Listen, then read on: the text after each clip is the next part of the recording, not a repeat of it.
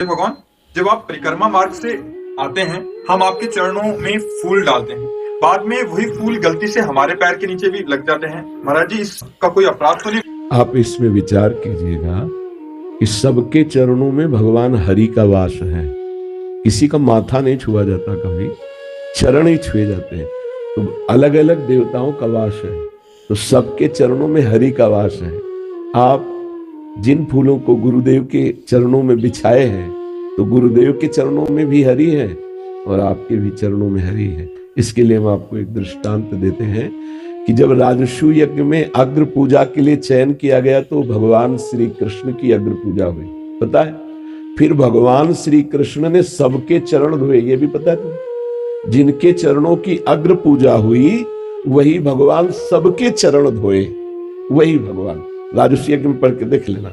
अब सबके चरणों में हरि का वास है। उन फूलों की सार्थकता है कि हरि के ही निमित्त अर्पित किए गए, तो जिन जिन के चरणों में पड़ते हैं धाम में आने जाने वाले, वो सब हरि ही है। हरि के चरण हरि दोनों हैं, वही बैठे हैं। चाहे गुरु के चरण हो और चाहे शिष्य के चरण हो, चाहे समर्पित करने वाले के चरण हो, चाहे जो समर्पण जिस पर किया जा रहा है, दोनों के चरणों में हरि बैठे। यहाँ भी हरि है, यहाँ भी हरि है।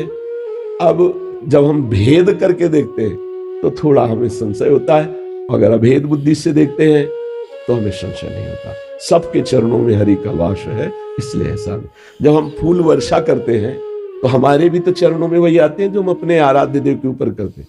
जैसे श्री जी की सवारी जा रही है तो हम फूल उड़ाते हैं ना, तो वो फूल नीचे गिरते हैं, हमारे ऊपर भी गिरते हैं चरणों से। हम अब ऐसा तो नहीं कि जहां से श्री जी निकल गए तो हम हवा में उड़ के जाएंगे, हम भी तो पैर रख कर जाएंगे। तो वो जो फूल श्री जी के ऊपर उड़ाए गए तो वो आएगा ना नीचे, या गुरु जी के ऊपर उड़ाए गए तो आएंगे ना नीचे। तो हर चरणों में हरि का वास है, इसलिए किसी को उसका कोई अपराध नहीं लगता है। हाँ, अब जैसे प्रभु के श्री अंग में माला पहनाई गई है, अब वो हम संभाल के लेते हैं कि अब वो हमारे चरणों में लगे।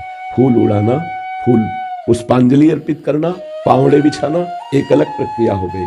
अब जो हम मुकुट धारण करवाए, जो माला धारण करवाए मंदिर में अपने से, अब वो हमें अगर माला पहनाई जाती तो हम ऐसे लेते हैं और वो पुष्प यमुना जी ही जाएंगे।